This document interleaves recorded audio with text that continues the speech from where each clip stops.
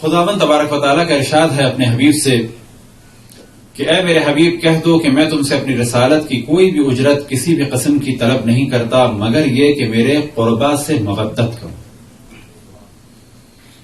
خداوند تبارک و تعالیٰ کا شکر ہے کہ اس نے ہمیں ان لوگوں میں سے قرار دیا کہ جو قربہ رسول اللہ کی مودت کے ذریعے رسول اللہ کی رسالت کی اجرت کو ادا کرتے ہیں، یعنی ہم وہ ہیں کہ جنہوں نے اسلام لیا تو بے حکم خداوند تبارک و تعالی رسول اللہ صلی اللہ علیہ وآلہ وسلم کی رسالت کی اجرت کو پہلے ادا کیا۔ لہذا ہمارے پاس جو اسلام ہے تو اس کے بارے میں کہا جا سکتا ہے کہ یہ حلال طریقے سے حاصل کیا ہے، کیونکہ ہم نے رسول اللہ صلی اللہ علیہ وآلہ وسلم کی رسالت کی اجرت کو ادا کیا، اور یہ رسالت کی اجرت درہم یا دینار یا زر و جواہر یا دنیا کی کوئی چیز نہیں ہے، یہ رسالت کی اجرت ہے مودت قربہ رسول اللہ صلی اللہ علیہ وآلہ وسلم۔ تو یہ تو تھا ترجمہ اس آیے کریمہ کا، اس آیے شریفہ کا کہ جسے سرنامہ کلام قرار دیا۔ رسول اللہ نے صلی اللہ علیہ وآلہ وسلم نے ارشاد فرمایا کہ قتل حسین میں مومنین کے قلوب کے لیے ایک ایسی حرارت اور ایک ایسا جوش ہے جو کبھی بھی سرد نہیں ہوگا۔ یہ جو آج تمام دنیا میں امام حسین علیہ الصلاۃ والسلام کے لیے تیاریاں شروع ہو چکی ہیں، اور یہ تیاریاں اس حد تک ہیں کہ دنیا کے بہت سے خطوں میں مومنین تیار ہیں کہ ہمیں اس مودت قربہ کے جرم میں اور خصوصاً عزاداری امام حسین کے جرم میں قتل بھی کیا جا سکتا ہے۔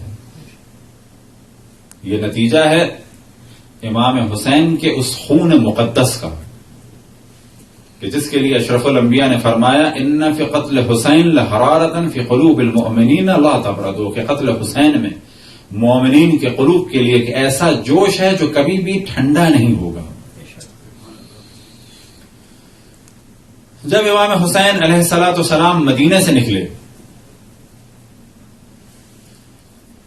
تو اپنا ایک وصیت نامہ اپنے بھائی جناب محمد ابن حنفیہ کو دیا۔ اب تک تدریجاً خطبے میں ہم نے جس آیے شریفہ کو سرنامہ کلام قرار دیا اور جو روایت اشرف الانبیاء سے پڑھی ان کے ترجمے آپ کے سامنے اختصار کے ساتھ پیش کیے، اب وہ جملہ امام حسین علیہ الصلوۃ والسلام کا کہ جو آپ نے اپنے وصیت نامے میں لکھا تھا، اور عموماً ایام عزا میں اس وصیت نامے کے اس حصے کی جانب میں ہمیشہ توجہ دلاتا ہوں تاکہ مجلس میں آنے والوں کو بھی یہ معلوم ہو کہ وہ کیوں آئے ہیں، لیکن سب سے زیادہ ضرورت اس امر کی ہے کہ جو یہاں بیٹھے اسے بھی معلوم ہو کہ وہ کیوں آیا ہے۔ البتہ جو یہاں بیٹھتا ہے وہ آپ ہی لوگ لا کے بٹھاتے ہیں، بس یاد رکھیں اگر یہاں سے گمراہی ہوگی تو اس کا حساب آپ سب سے ہوگا۔ ایک عام ہمارے یہاں تاثر خصوصاً انڈیا اور پاکستان میں یہ ہے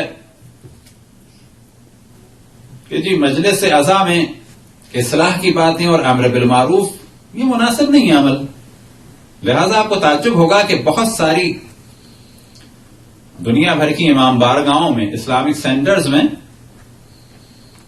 علماء اور خطبہ کی اور ذاکرین کی سیریز دیکھی جاتی ہیں، اور اس نیت سے دیکھی جاتی ہیں کہیں ایسا تو نہیں کہ یہ امر بالمعروف کرتے ہوں، کہیں ایسا تو نہیں کہ یہ واعظ و نصیحت کرتے ہوں۔ اب آپ تصور کریں کہ اس قسم کے افراد یا اس قسم کے ادارے امام حسین علیہ الصلوۃ والسلام کے ہدف سے کتنا دور ہیں۔ تھوڑا سا فاصلہ نہیں ہے، پورا 180 ڈگری کا فاصلہ ہے. کیونکہ جب امام حسین علیہ السلام مدینے سے نکل رہے تھے تو اپنا وصیت نامہ اپنے بھائی جناب محمد ابن حنفیہ، یہ حنفیہ ان کی والدہ کا لقب تھا، لہذا بعض جگہ تاریخ میں جناب محمد ابن علی اور بعض دفعہ زیادہ مشہور ہے محمد ابن حنفیہ، اور بعض جگہ انہیں کہا جاتا ہے محمد اکبر، کیونکہ مولا امیر المومنین کے اور بھی فرزند تھے جن کا نام تھا محمد، ان میں سے یہ بڑے تھے محمد اکبر. حتیٰ عمر کے اعتبار سے یہ حضرت عباس اور دیگر بھائیوں سے بڑے تھے یہ. اور خود امام حسن اور امام حسین علیہم السلام کے زمانے میں ان کا بہت زیادہ احترام تھا. اسی طرح سے جنگ صفین میں بھی یہ رہے اور جمل میں بھی رہے. اور امام حسن علیہ السلام کی شہادت کے بعد جب ان کے جسم اطہر پر تیر چلے اور جب دفن کا موقع آیا تو اس وقت بھی جناب محمد ابن علی بڑھ چڑھ کر بول رہے تھے، لہذا تاریخ میں حضرت عائشہ کی جانب سے بھی انہیں مخاطب کرنے کا ذکر ہے کہ اے محمد تمہارا کیا کام بنی فاطمہ سے، جس پہ امام حسین علیہ السلام آگے بڑھے اور کہا کہ کون ہوتا ہے انہیں بنی فاطمہ سے جدا کرنے والا، اور پھر توجہ دلائی کہ یہ بھی فاطمہ کی نسل سے ہیں، اور کہا کہ یہ فاطمہ کی نسل سے ہیں، ہاں یعنی فاطمہ بنت اسد کی نسل سے ہیں اور فاطمہ مخزومیہ کی نسل سے ہیں. تو امام حسین علیہ السلام نے بھی اپنا وصیت نامہ جناب محمد ابن حنفیہ کے حوالے کیا، اور اس وصیت نامے میں توجہ دلائی کہ کیوں مدینے سے نکل رہے ہیں اور ہدف کیا ہے. اگر یہ وصیت نامہ ہمارے انڈیا پاکستان میں اینولپ سے باہر آ جاتا تو آج ممبر امام حسین کا یہ حال نہ ہوتا کہ بڑے آرام سے کہا جاتا ہے کہ ممبر امر بالمعروف کی جگہ نہیں ہے. امام فرماتے ہیں انی لم اخرج اشرا ولا بطرا ولا مفسدا ولا ظالما، کہ میں اکڑ، تکبر، فساد یا ظلم کے لیے مدینے سے نہیں نکلا. انما خرجت، میں صرف اور صرف نکلا ہوں کس لیے؟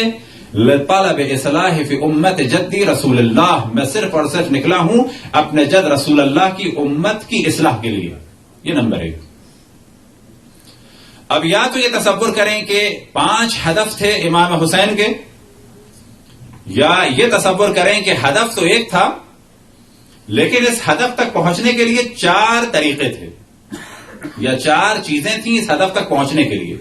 بس یہ بھی کہا جا سکتا ہے کہ امام حسین علیہ السلام کے 5 ہدف تھے، اور یہ بھی کہا جا سکتا ہے کہ امام حسین علیہ السلام کا ہدف ایک تھا اور اس ہدف کو حاصل کرنے کے لیے 4 چیزیں تھیں.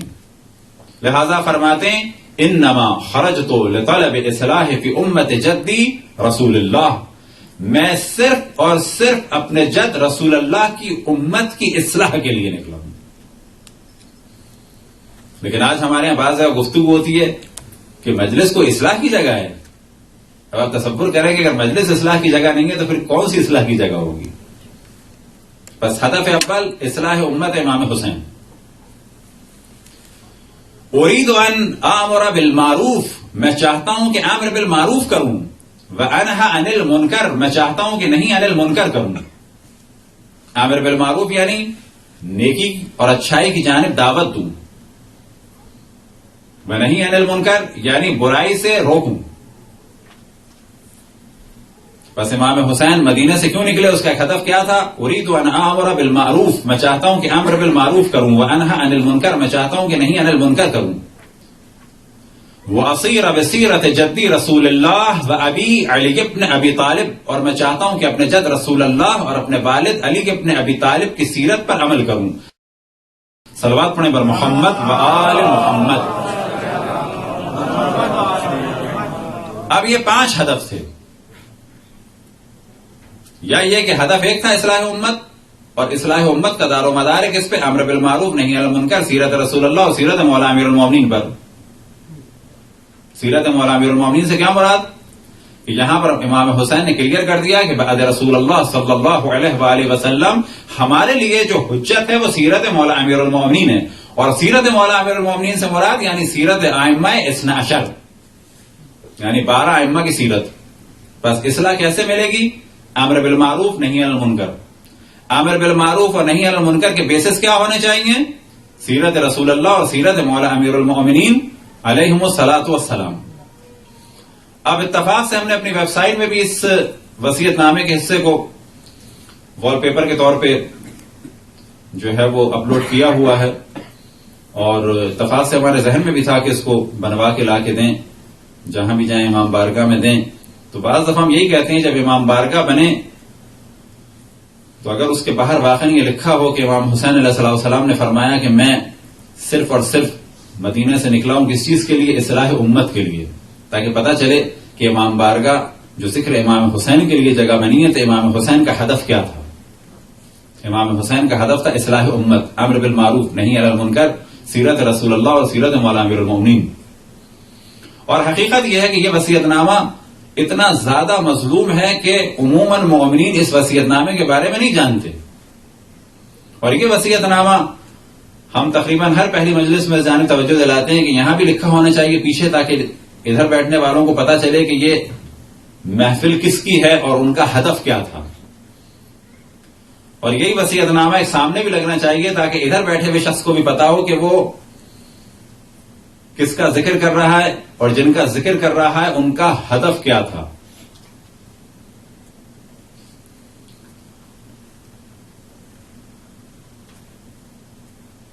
تو ایک بہت بڑی تعداد ہمارے ہاں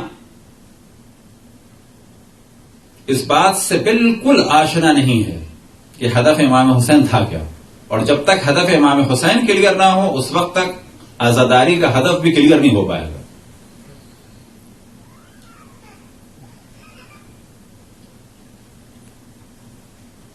محرم سے پہلے یعنی آج اور محرم کے بعد یعنی تقریباً 9 ربیع الاول کو ایک حساب لگانا چاہیے.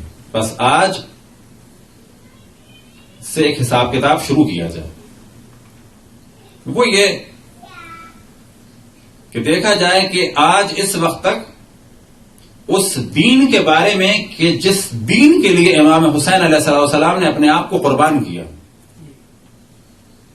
بس سوال کیا جائے کہ امام حسین نے اپنے آپ کو قربان کیا، جواب ملے گا ہاں. کس چیز کے لیے؟ دین کو بچانے کے لیے. دین کس کے لیے بچایا؟ بچا؟ ہاں بچا. کس کے لیے بچایا؟ گھوڑوں کے لیے، گدھوں کے لیے، جنگل کے جانوروں کے لیے دین بچایا. جواب ملے گا انسانوں کے لیے. بس اس دین کا ہم کیا کریں؟ ایک خوبصورت سا پینڈولم بنائیں، سونے کا اور چاندی کا اور مثال کے طور پہ پلیٹینم کا یا وائٹ گولڈ کا، اس میں خوب ڈائمنڈ وائمنڈ لگوا کے اس میں دین لکھ دیں اور اس دین کو اپنے سینے سے لگا لیں. اس لیے بچایا تھا؟ جواب ملے گا نہیں. اس دین پر عمل کریں. بس اگر کوئی کہتا ہے کہ دین پر عمل نہیں ہو سکتا تو وہ انڈائریکٹ وے میں یہ کہنا چاہتا ہے کہ جس دین کے لیے امام حسین نے اپنے آپ کو قربان کیا وہ معاذ اللہ بیکار چیز تھی، پریکٹیکل کے قابل نہیں تھی. وہ امام حسین علیہ السلام نے اپنا سب کچھ قربان کر دیا معاذ اللہ اس چیز کے پیچھے کے جو کام کی نہیں ہے.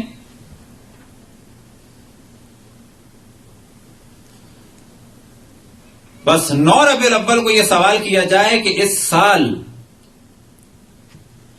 ہم نے اس دین کے لیے کہ جس دین کے لیے امام حسین علیہ السلام نے اپنے آپ کو قربان کیا ہم نے کتنا جانا. کیونکہ دین کی قدر و قیمت کے لیے اتنا کہہ دینا کافی ہے کہ یہ دین حضرت آدم سے لے کے حضرت خاتم تک انبیاء لائے. اس دین کی حفاظت کے لیے خداوند تبارک و تعالیٰ نے ائمہ اثنا عشر کو منتخب فرمایا. اس دین کی حفاظت کے لیے ائمہ علیہم الصلوۃ والسلام نے اور خصوصاً امام حسین نے اپنے آپ کو، اپنی آل کو، اپنی اولاد کو، اپنے بھائیوں کو، اپنے بھتیجوں کو، اپنے بھانجوں کو، حتیٰ اپنی بہنوں کی چادروں کو قربان کیا. یہ دین اتنا قیمتی ہے. بس اس دین کے بارے میں ہم نے کیا جانا؟ یہ سوال ہمیں کرنا چاہیے 9 یا 10 ربیع الاول کو، تاکہ ہم امام حسین علیہ السلام کے سامنے یہ کہہ سکیں کہ جس کے لیے آپ نے اتنا اہتمام کیا اسے ہم نے اتنا جانا اس دفعہ. تو مجلس کا سب سے اہم ہدف یہی ہے. برحمتك يا أرحم الراحمين وصلى الله على محمد وآله